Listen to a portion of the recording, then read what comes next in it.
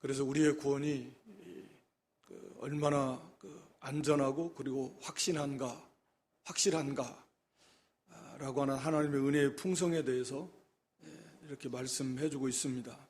그 앞에 1절에서 11절 우리가 칭의의 결과를 통해서 우리가 살펴봤는데, 우리가 오직 믿음으로 의롭다, 하나님 앞에 의롭다 하심을 받은 그 결과로 이제는 하나님과 화평을 누리게 됐다. 그래서 우리가 하나님과 화평을 누리게 돼, 그게 의롭다함을 받은 증거입니다. 하나님 앞에 나아가서 예배, 그리고 하나님이 받으시고 또 응답해 주시고 하나님과의 그 화평의 관계가 이루어진 것이 의롭다함을 받은 증거인 거죠. 그 속에서 우리가 참된 화평을 누릴 수 있고, 또 우리가 영광의 소망, 하나님의 영광의 존전에 설 소망, 다시 말하면 우리가 천국에 이르게 될 소망, 또 영화롭게 되어서 또 우리가 이 땅에서 수고한 대로 예수님 닮아간 대로 그 영광 가운데 서게 될 그 소망, 구원의 확신입니다. 우리가 하나님의 나라에, 하나님의 영광의 나라에 서게 돼서 하나님의 영광에 참여하게 되고, 또 하나님을 닮아가고 예수님을 닮아간 만큼 그렇게 영광스러운 부활에 참여하게 되고, 또 하늘의 기업과 또 어떤 권세와 그런 모든 칭찬과 상급을 받게 되는 게 우리 성도의 소망이라고 그랬는데, 하여튼 그걸 우리의 소망으로 삼는 게 성도의 마땅한 바라고 그랬습니다. 근데 이 소망이 확실한 것은, 즉 부끄러워하지 않는 것은 무엇으로 알 수 있느냐, 그걸 말씀하고 있어요. 소망이 확실한가? 우리가 믿는 것이 반드시 그대로 이루어질 것을 뭘로 확신하냐? 라고 하는 걸 말하는 겁니다. 안 이루어지면 어떡할래? 이런 건데, 그것은 하나님은 우리에게 베푸신 사랑에 의해서, 우리에게 보내주신 성령으로 말미암아서 하나님은 우리에게 어떠한 사랑을 베풀어 주시고 그 하나님이 어떤 분이신가를 분명하고 확실하게 알게 된다라는 거죠. 그래서 그것이 보증하는 거예요. 물론 성령 자체가 우리 구원의 보증이기도 하지만, 그래서 예수 그리스도를 우리에게 보내주신 하나님의 사랑, 우리가 하나님도 모르고 하나님이 계신 줄로 모르고 그랬음에도 불구하고, 아니 이미 하나님께서는 창세전에 하나님이 약속하신, 성자와 약속하시고 성령과 약속하신 그 약속에 따라서 또 구약시대에도 하나님이 그 약속하신 대로 우리는 하나님이 계신 줄도 모릅니다. 오히려 하나님과 원수되고 하나님과 대적하는 그런 죄인 되었고 원수 되어 있는 그 상황임에도 불구하고 하나님은 약속이 있는지도 몰랐지만 하나님은 그 약속대로 때가 참에 독생자를 보내주셨어요. 우리는 원수이고 죄인인데 하나님을 대적하는 반역자고 흉악한 죄인이어서 하나님의 진노의 심판을 받아 마땅한 그런 상태에 있는데도 불구하고 하나님의 약속대로 독생자를 보내주신 하나님의 사랑이다. 그래서 얼마나 하나님 우리를 사랑하시고 또 얼마나 하나님은 약속하신 대로 이루시는 신실하신 하나님이신가를 그리스도를 통해서 우리에게 확증해 주셨다. 그렇다고 하면 그 안에서 우리에게 약속하신 모든 것은 안 들어주실 이유가 없다라는 거죠. 그래서 우리는 그 안에서 너무나 그것을 확신할 수 있다. 아들도 아끼지 않고 내어주신 분이 그 아들과 함께 모든 것을 은혜로 주시지 않겠느냐? 우리가 로마 8장 32절에 가서 이제 말씀하고 있는데 그런 겁니다. 예수님께서 우리가 죄인 됐을 때 우리를 위해서 십자가에서 죽어주심으로, 그 예수님의 십자가, 예수님이 죽어주심으로 우리의 죄가 거기서 해결이 되고 하나님의 앞에 의롭다함을 받아서 하나님과 화평한 자가 됐습니다. 예수님의 십자가에서. 근데 예수님께서 부활하심으로 우리는 그 예수님의 부활체와 연합된 5장 10절에 보면 그의 사르심 인하여, 사르심 안에서, 예수님 안에서 우리는 이제는 예수님 안에 거하는 사람이 됐다. 그래서 하나님과 화목한 자가 되었다라고 하면 얼마나 더 분명하고 확실하게 우리에게 약속한 것을, 즉 구원에 이르는 그 하나님의 약속을 이루시지 않겠는가. 너무나 당연하다라고 하는 것을 지금 말씀하고 있는 겁니다.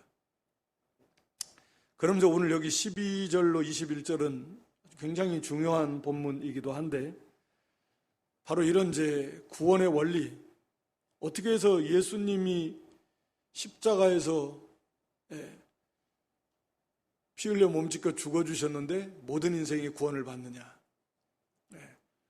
한 사람 예수님이 십자가에서 죽어주셨는데 어떻게 해서 그걸 믿는 모든 수없이 과거부터 현재 미래일까지 모든 예수 믿는 자들 어떻게 구원받을 수 있는가?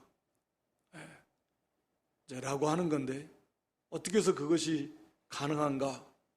이제 하는 것을 아담과 또 예수 아담을 빌어서 이제 그 원리를 우리에게 말씀해 주고 있습니다.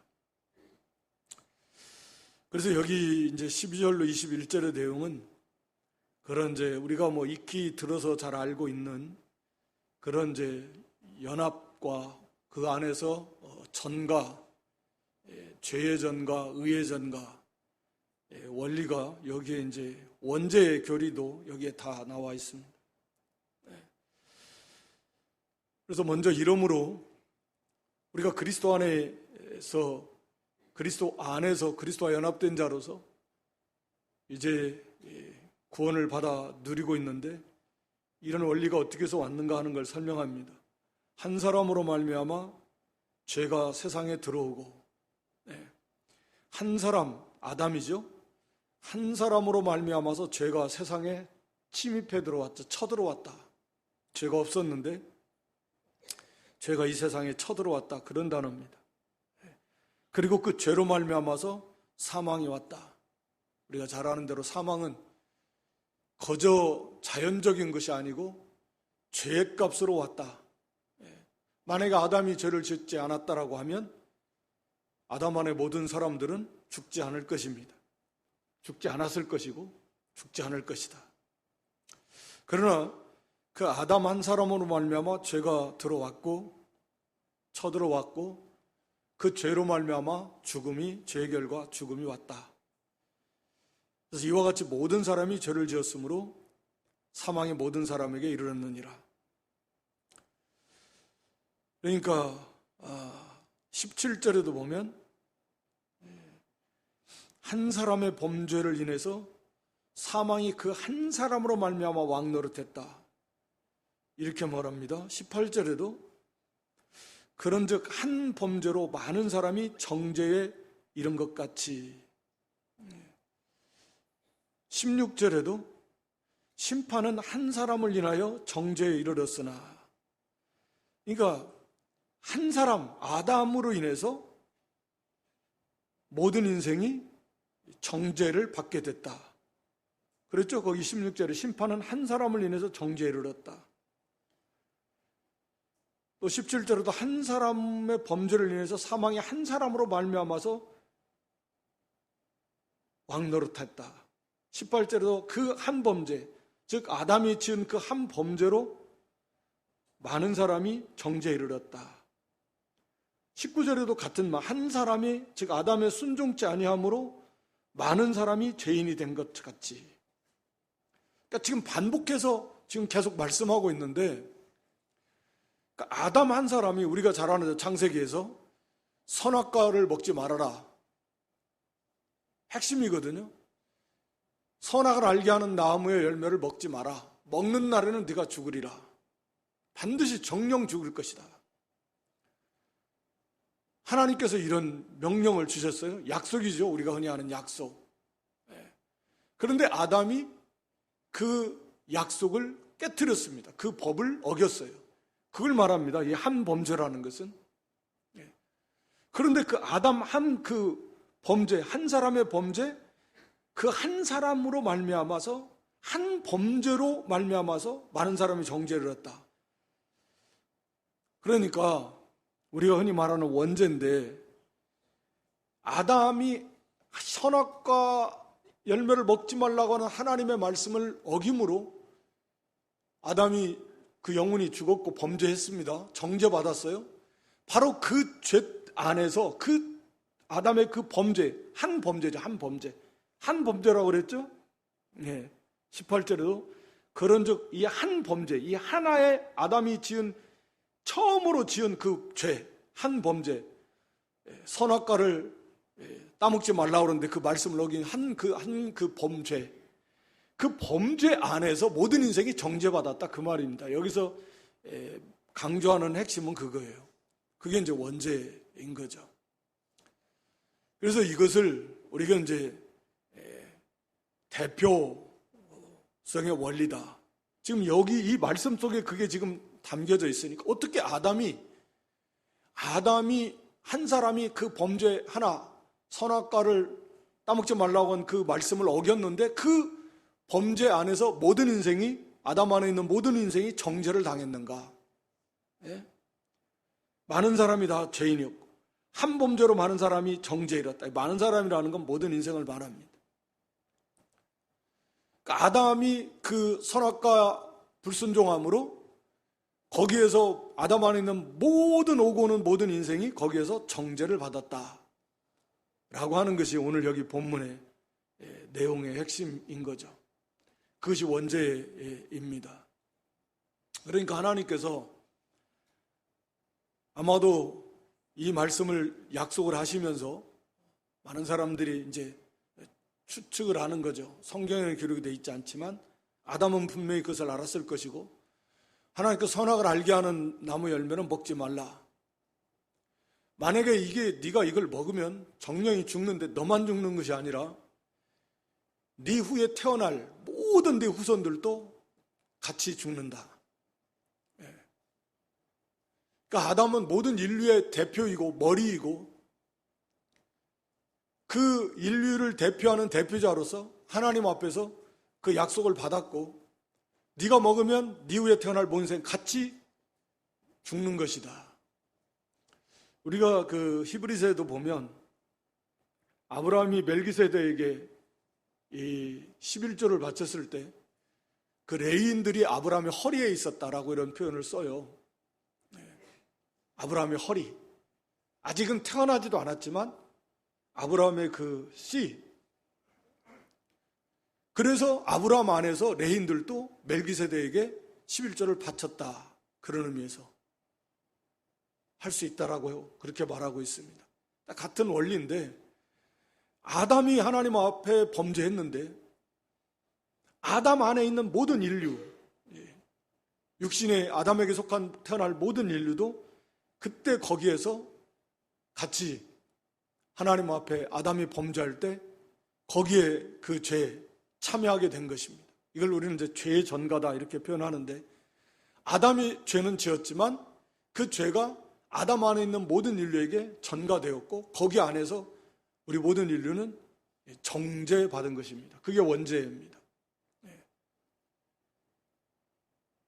거기에서 정죄받은 거예요. 이게 이제 하나님이, 그러니까 우리가 이제 막 갓 태어난 아이들, 자범죄를 지었을까 싶은, 갓 태어난 아이들이 자범죄를 얼마나 지을 가능성이 있을까요? 막 태어나자마자 죽었다. 죽음은 분명히 여기 죄값으로 온 건데, 자연스러운 게 아닙니다. 사망은 죄값으로 온 거예요. 그렇다면 그래 이 세상 사는 사람들은 죄를 많이 짓고 사니까 죄값으로 자기 죄값으로 죽었다라는 거 그런 이해가 가는데 그러면 어린 아이들 이제 막 갓난 영아들 태어난 아이들이 태어나자마자 죽었다. 자기가 무슨 죄를 지을 시간적인 여유도 없었는데 뭘 알아야 죄를 짓고 할 건데 그런 상태에서 죄를 지었다. 죽었다. 그렇다라고 하는 것은 죄의 값은 사망은 죄의 결과로 오는 것이니까 그러면 분명히 죄가 있다. 이제 그 말이잖아요. 12절에 모든 사람이 죄를 지었으므로 사망이 모든 사람에게 이르렀다.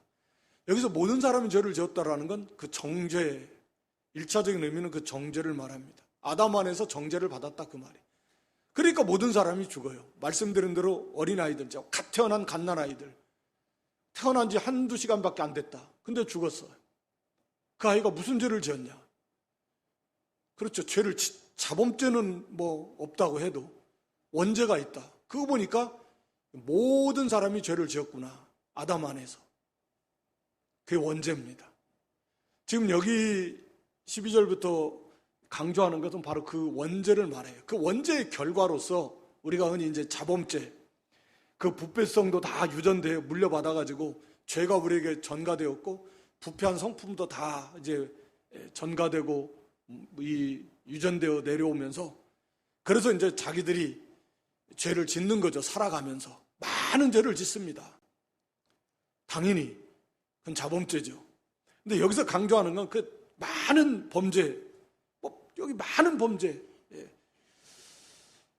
이 많은 범죄가도 이제 물론 포함이 되지만 여기서 강조하는 것은 그 한 범죄 안에서 모든 인생은 정죄받았고 죽었다. 그것을 말합니다. 이게 중요하다 그 말이죠. 그러니까 하나님께서 아담을 그런 인류의 대표로 세우시고 아담과 계약을 행위 계약 약속을 하실 때 하나님은 약속이 하나님이신데 약속하신 대로 심판하시고 약속하신 대로 구원하시고 약속이 하나님이에요. 그런데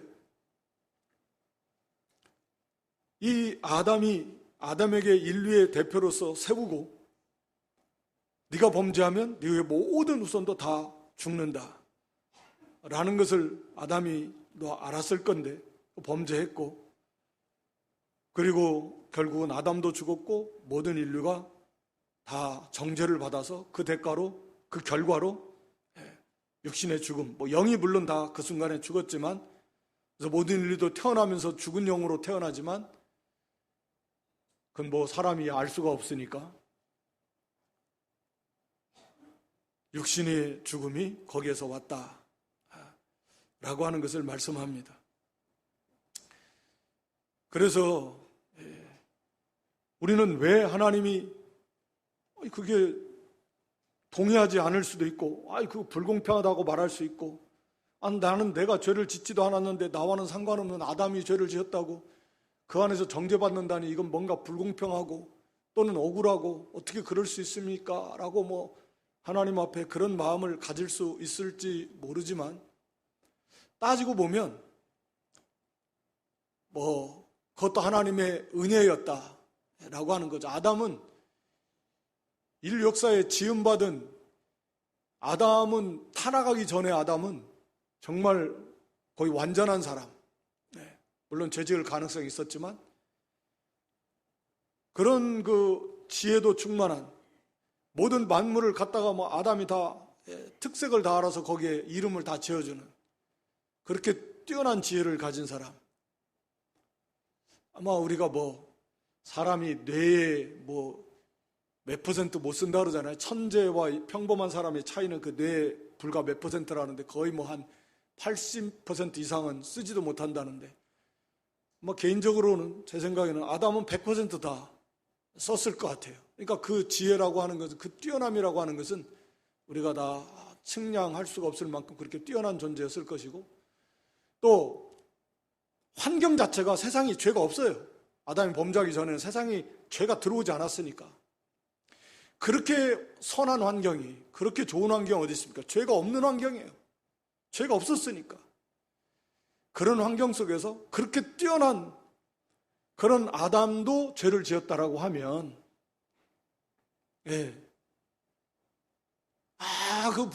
그거 우리 같은 사람이야 얼마나 죄를 쉽게 지을 수 있겠습니까? 나 같으면 죄를 안 지을 건데 아담이 우리는 하나님의 그 방법을 이해할 수는 없지만 하나님이 그렇게 세우신 거예요. 그런데 만약에 그게 하나님이 그렇지 않다라고 하면 똑같이 어떻게 예수님 한 분이 십자가에서 죽으셨는데 그 예수님을 믿음으로 우리가 어떻게 구원받을 수 있는가? 이것도 성립이 안 되는 거예요. 오늘 본문이 이제 그걸 강조하고 있는 건데 그걸 그러면 우리가 구원도 똑같이 예수님 한 분이 십자가에서 죽었는데 왜 그 안에 믿는 모든 사람이 다 구원받을 수 있냐? 그건 논리적으로 이성적으로 이해가 되는가? 안 되는 거죠. 하나님께서 궁극적으로는 구원의 방법으로 또 은혜로 이렇게 아담을 인류의 조상으로 대표로 하나님이 세우셨고 아담과 계약을 맺었다라는 거죠. 그래서 흔히 이런 일들은 오늘날에도 뭐 많이 일어나잖아요. 국가를 대표하고 한 회사를 대표하고 뭐 그렇게 해서 한 집안을 대표해서 거기서 어떤 계약을 맺고 그것이 여부에 따라서 어떤 뭐 경기를 하는 것도 그렇고 거기에 속한 사람은 다 인정하는 거예요. 국가대표에 져서 졌다 그러면 우리가 졌네 그러는 거지 뭐. 국가대표 사람들만 졌다 나는 안 졌다 뭐 그럽니까? 우리가 졌다 이렇게 말하고 우리가 이겼네 대한민국이 이겼네 뭐 이렇게 말하지. 그게 대표니까 대표 가서 이기고 대표 가서 지면 우리 전체가 다 이긴 거고 전체가 다 진 거예요. 그런 거죠. 그래서 하나님께서 아담을 인류의 대표로 세우셨고 그가 범죄했습니다. 정죄받았다 그 안에서. 그래서 모든 인생에게 이 죽음이 들어왔다. 그 증거가 사망이다. 그러니까 정죄받은 증거가 사망이다 라고 하는 것입니다. 그리고 이제 그 이후에 많은 자범죄를 짓습니다. 그건 뭐 말할 필요도 없는 것이고 살아가면서. 그러면서 여기 14절에 보면 그러니까 아담으로부터 모세까지 아담의 범죄와 같은 죄를 짓지 않은 자들 위에도 사망의 왕노릇하였나니 아담은 오실 자의 표상이니라. 바로 이 원리에 의해서 하나님께서 우리의 구원도 똑같은 방법으로 하나님이 구원하시겠다라고 하는 것이 하나님의 약속이고 하나님의 계획이라는 거죠.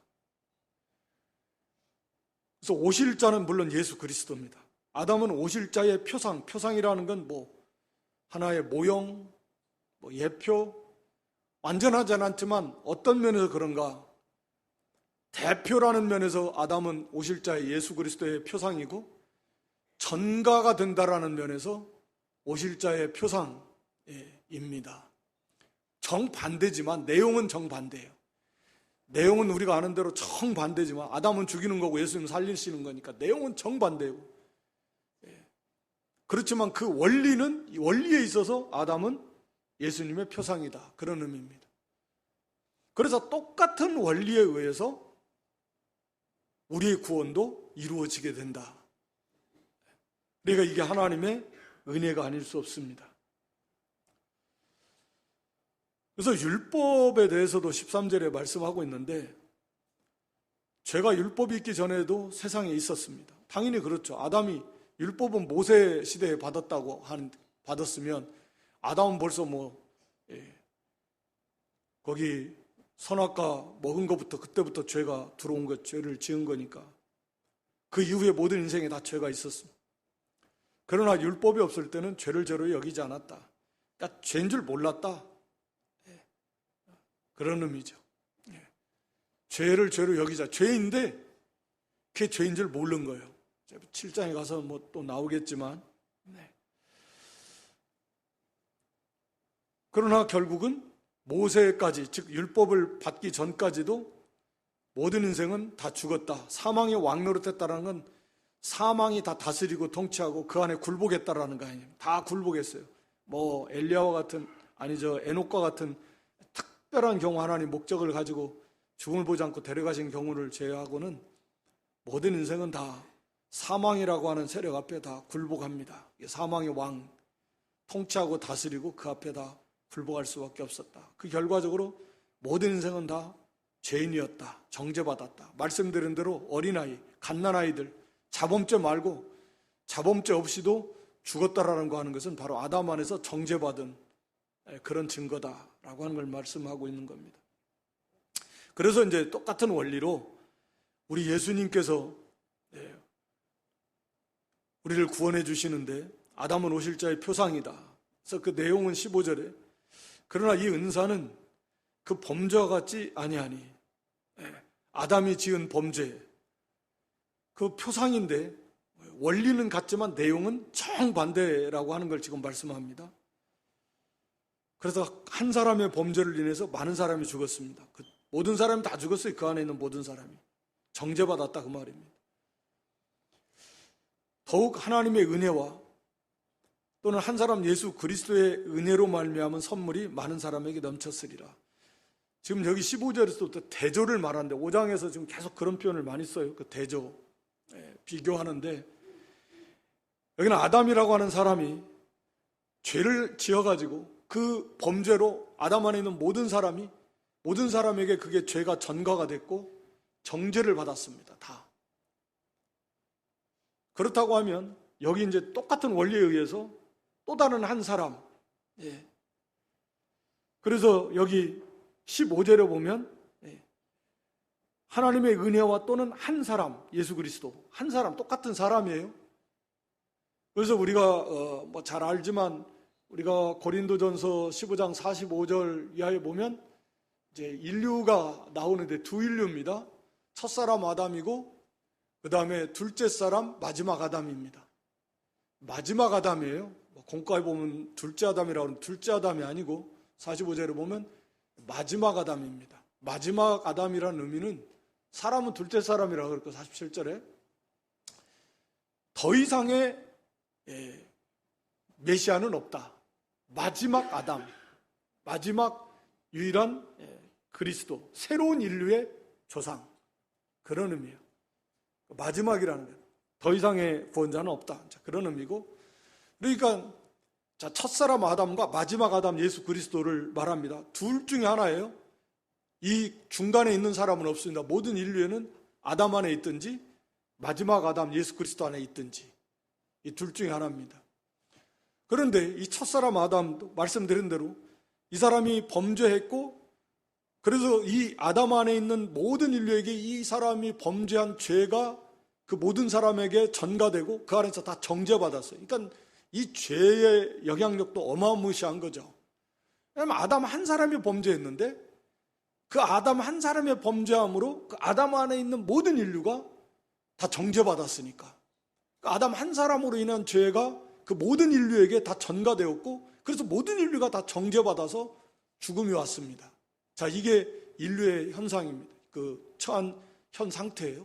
근데 여기 새로운 마지막 아담이 왔어요. 둘째 사람, 하늘에서 온 마지막 아담이 새로운 인류의 조상인 그런 마지막 아담이 있습니다. 이것도 한 사람, 똑같은 사람이 됐어요.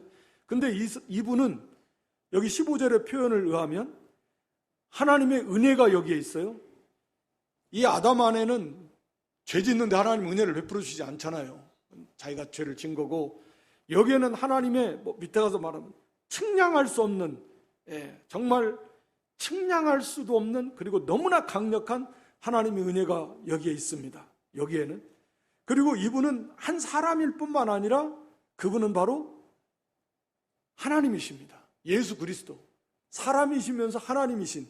그러니까 아담과 비교했을 때 이건 단순한 지음받은 한 사람, 피조물이고, 이분, 마지막 아담 이분은 사람이지만 동시에 하나님이시고, 여기에는 하나님의 넘치는 은혜가 여기에 있습니다. 자, 그러면 이 아담 안에 있는 사람이 미쳐진 그 영향력하고 이 마지막 아담이신 거기에 하나님의 은혜가 함께하고 하나님이시며 사람이신 이분 안에 있는 사람들에게 미치는 그 영향력이 어떤 게 더 세겠는가, 어떤 게 더 강력하고 어떤 게 더 크겠는가 하는 것을 지금 사실은 여기서 말씀하고, 어떤 게 더 크겠어요? 비교가 되겠습니까? 물론 이것 자체도 사망이 굉장히 강력하다 그랬습니다.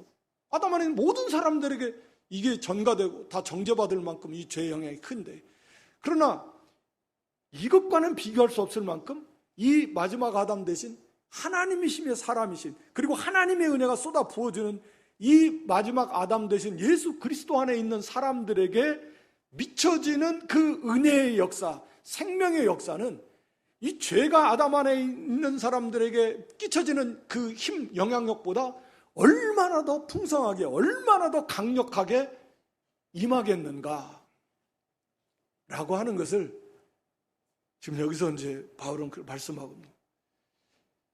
그래서 그런 이제 내용이 밑에 가서도 이제 말씀하고 있는 건데, 정말 강력하게 임하게 된다라고 하는 거죠. 그래서 거기 15절에 그런 표현을 쓰는 거예요.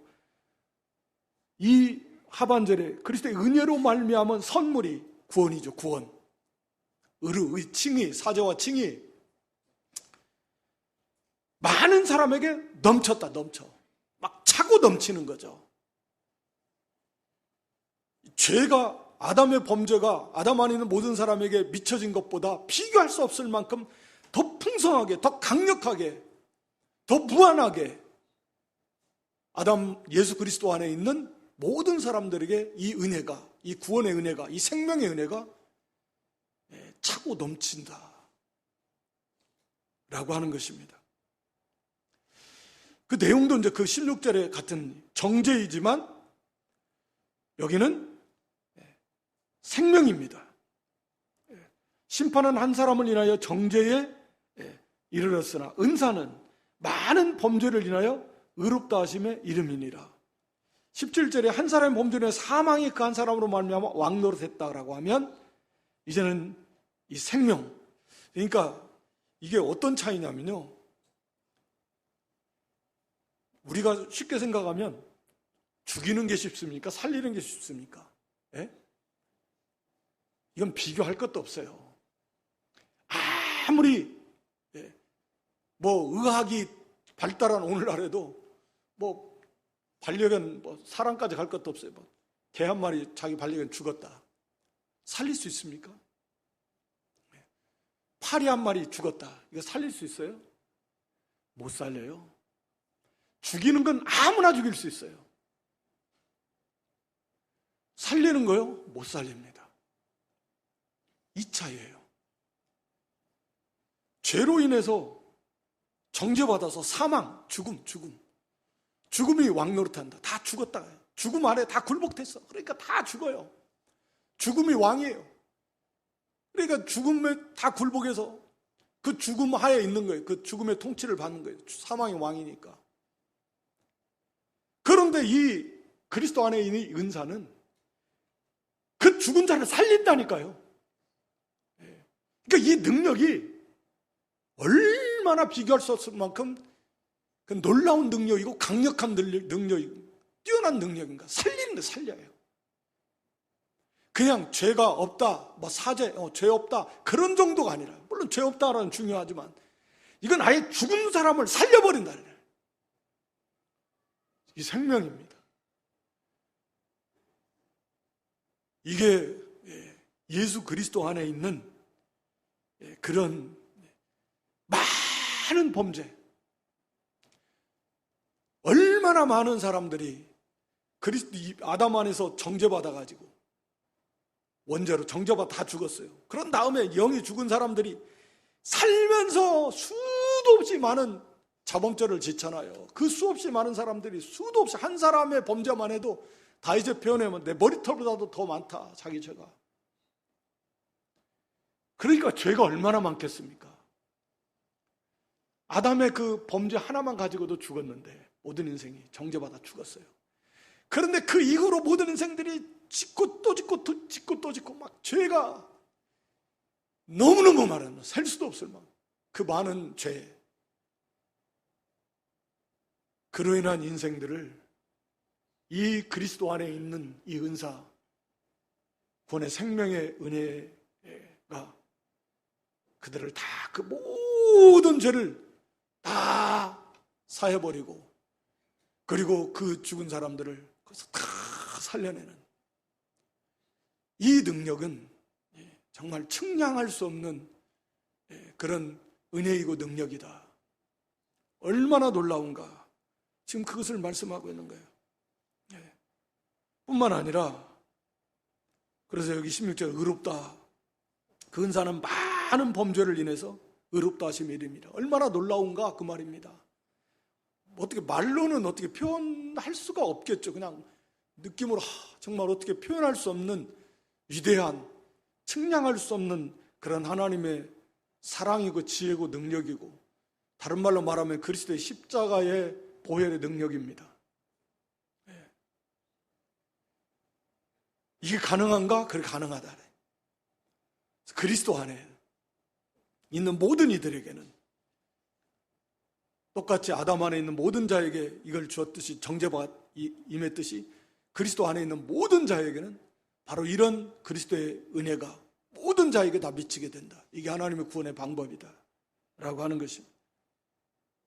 그래서 17절에 가서 보면 뭐라고 하냐면 사망이 간 사람으로 말미암아 왕노릇 하였은즉 더욱이라는 말은 사망이 왕노릇하는 것보다 훨씬 더 비교할 수 없을 만큼 더 풍성하게 강하게 왕노릇할 수 있는데 거기 은혜와 하나님의 그 넘치는 은혜 밑에 가서 나오죠. 은혜가 넘친다. 막 표현할 수 막 차고 넘치는 주체할 수 없는 너무나 풍성하게 차고 넘치는 그 하나님의 은혜가 임했고 의의 선물 의롭다 하면 칭의의 선물을 넘치게 받은 막 겨우 예를 들어서 넘치게 받았다는 그런 게 죄를 뭐 이만큼 죄를 지었어요. 그러면 이만큼 죄를 사해주고 너 이만큼 의롭다 해줄게. 그런 개념이 아니에요. 죄는 우리가 이만큼 졌는데 하나님의 의는 막 비교할 수 없을 만큼 의가 충만한 완전한 무한한 영원한 그 의를 주셨다. 이게 넘치는 의입니다. 그래서 뭐 그때 뭐 쌤 뭐 이만큼 죄 지어서 그만큼만 사해준 거야. 그래서 또 죄 지으면 그런 게 아니에요. 얼마만한 죄를 뭐 또 짓고 설사 그런다고 해도 이미 무한한 완전한 영원한 의를 넘친 의를 우리에게 쏟아 부어주신 그게 우리 성도돼요. 그래서 더욱 놀라운 은혜와 의의 선물을 넘치게 받은 자들이 한 번 예수 그리스도로 말미암아 생명 안에서 왕노릇하리로다. 사망이 왕노릇하는 것보다 더 강력하게 우리 구원받은 성도들은 생명 안에서 왕노릇하게 된다 라고 하는 거죠. 이게 가능하다는 거예요. 이미 생명 넘치는 생명을 받았는데 그리스도 안에 그 생명을 가진 성도들은 그 생명 안에서 영원히 거하게 되는데 이 땅에 사는 동안에도 하나님 나라에 말할 것도 없고 그 생명 안에서 왕노릇한다. 다 이긴다. 죄와 싸워 이길 수 있다. 왕노릇하는 거예요. 다스릴 수 있다. 다. 왕이라는 건 통치. 다스려요. 다. 죄를 물리치고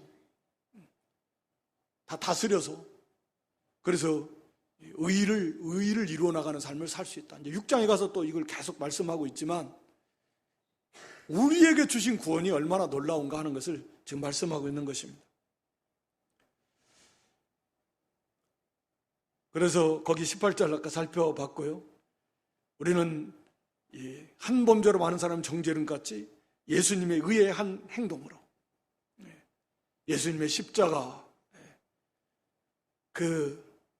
이 땅에 오신 모든 하나님의 말씀을 다 순종하셨고 마지막 십자가에서 우리의 죄값으로 죽어주시는 데까지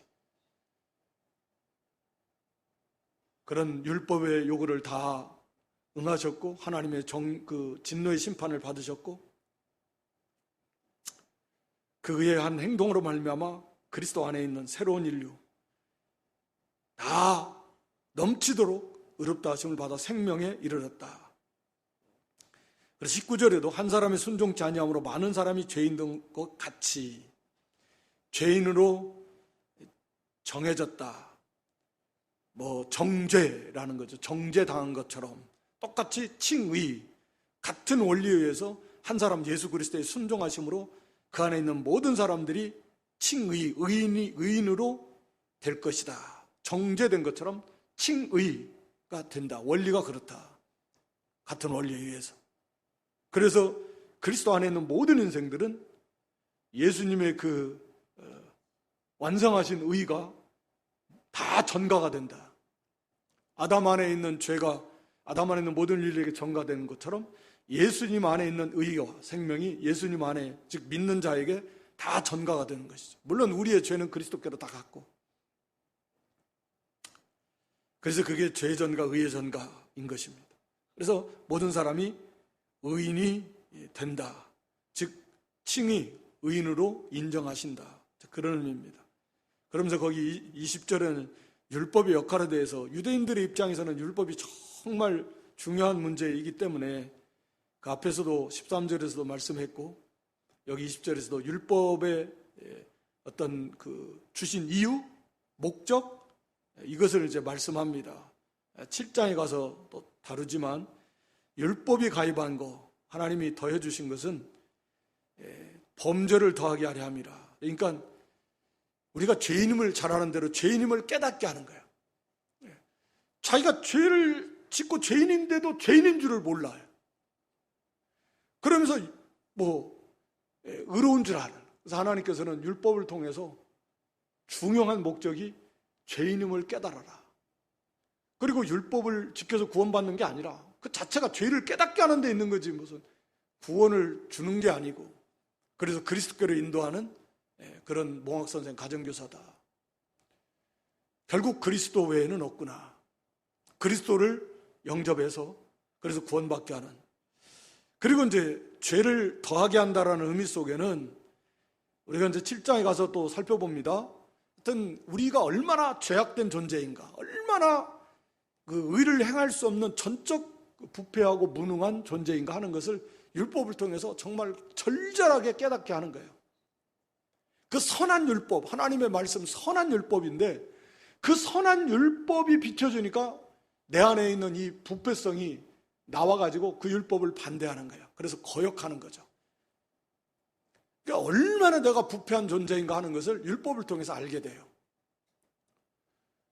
사람의 그 부패성이 그런 거죠. 가만히 있을 때는 자기는 괜찮은 사람인 줄 알았는데 하나님 율법에 의해서 탐하지 말라 하니까 막 그걸 갑자기 그걸 탐하고 싶은 욕구가 막 일어나네. 그 자기 안에 그게 있었던 거예요. 그게 율법의 역할이에요. 우리가 얼마나 죄인됨인가, 내가 얼마나 그 의를 행할 수 없는 전적 부패하고 그런 무능한 그런 정말 가련한 소망 없는 절망적인 상태에 있는 인간이었던가 라고 하는 것을 절절하게 깨달을 수 있는 거예요.